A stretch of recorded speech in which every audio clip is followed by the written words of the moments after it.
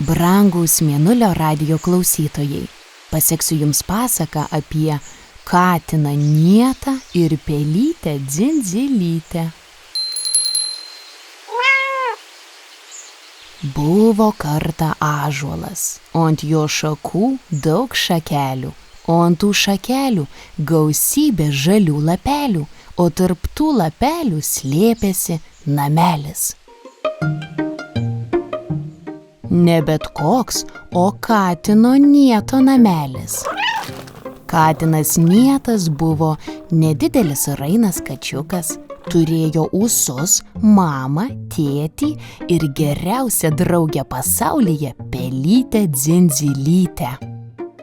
O ta Dzindzilytė buvo nedidelė pilka pelytė, kuri taip jau sutapo, gyveno to pačio ąžuolo drevėje. Kadangi Nietas ir Dzindzilytė buvo kaimynai, tai visai nesipyko ir gyveno jie draugiškai. Nepradėsi gi vienas kito gaudyti ir ėsti, kai gyveni tame pačiame medyje. Kiekvieną vakarą katinas ir pelytė keliaudavo į vaikų žaidimų aikštelę. Dzindzilytei smėlio dėžėje labai patiko šmirinėti po smėlio pilis. Buvo ir čiuožykla, nuo kurios Nietas leistis truputį bijojo, bet vaikų padrąsintas visada smagiai nusliuogdavo žemyn, letenėlių nagučiais braižydamas metalą. Buvo ir karstynė, dar bokštelis ir supynės. Žodžiu, ta žaidimo aikštelė buvo pati pačiausia vieta miške. Tik grįžkite laiku iki vakarienės, sakydavo Nieto tėveliai. O Dzindzilytės tėveliai buvo tokie mažiukai, kad labai bijojo dėl savo pelytės, kad ji nepasiklystų. Tai uždėdavo jai ant kaklo mažą varpelį, kuris skambėjo kaip didelis, ir visi miško vaikai iš tolo girdėdavo, kad Nietas su Dzindzilyte jau keliauja pas juos žaisti. Vieną vakarą aikštelėje vaikai paskelbė, kad šiandien vyks slėpynės.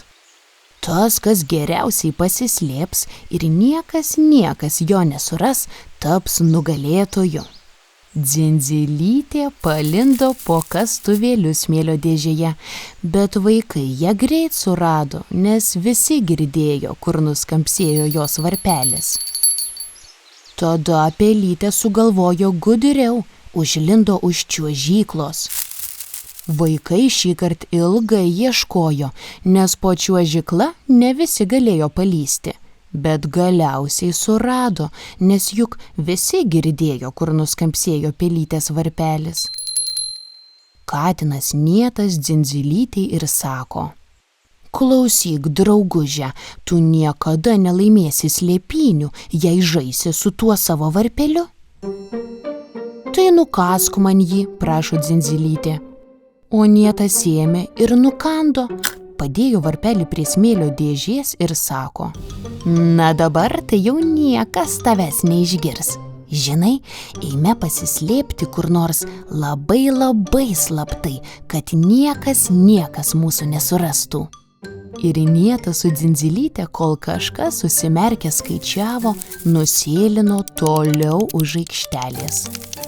6, 5, girdėjosi balsas. Niete, žiūrėk, ten toliau kažkokia sena troba. Matau, sako Nietas. 4, 3, aidėjo aikštelė. Greičiau, Dzindzilyt, šok man ant uodegos ir lekiam ten.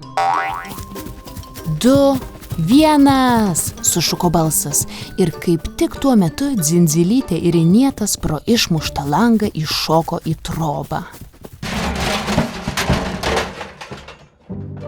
Ten buvo vėsu ir tvyrojo prieblanda. Tik šimtai mažyčių dulkių krislelių tviskėjo lyg pakibusios saulės nušviestame ruoželyje. Čia tai tikrai mūsų niekas neras, džiaugiasi Nietas. Bet geriau vis tiek pasislėpkime, sako pelytė. Va ten, užšokim ant krosnies ir net jei vaikai čia ateis, tupėsim taip aukštai ir tamsoje, kad vis tiek mūsų nepamatys. Nietas pritarė, jiedu šoko ant krosnies ir ėmė laukti.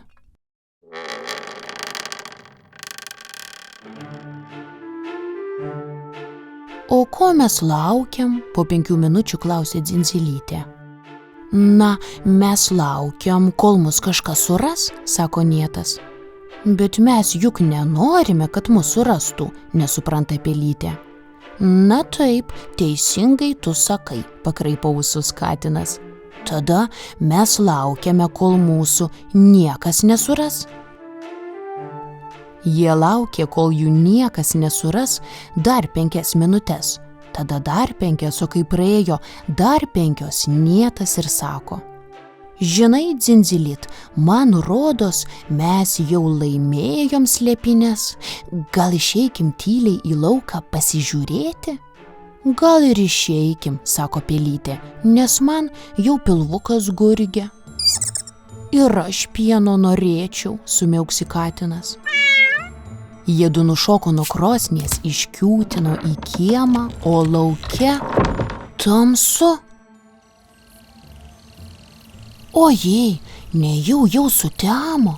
Gal mes laukiame ne 5, o 500 minutes, išsigando ir katinas. Jiedu ėmė tipenti atgal link žaidimo aikštelės, bet naktį viskas kitaip negu dieną atrodo, todėl jie pasuko ne į kairę, o į dešinę, o po to nuėjo ne tiesiai, o atgal ir vėl atsidūrė prie trobos. Kaip gaila, kad nebeturiu savo varpelio, ėmė graudentis Dzindzilytė. Jei turėčiau, tėveliai mus išgirstų ir surastų. Neverk, Pelyte, susijaudino Nietas. Nors aš dar visai mažas kačiukas, bet moku labai garsiai kniaukti. Klausyk. Nietas pasilaižė leteną, tada ta letena pasišukavo ūsus ir pakėlęs galvą užkniaukė taip, kad visas miškas išgirdo.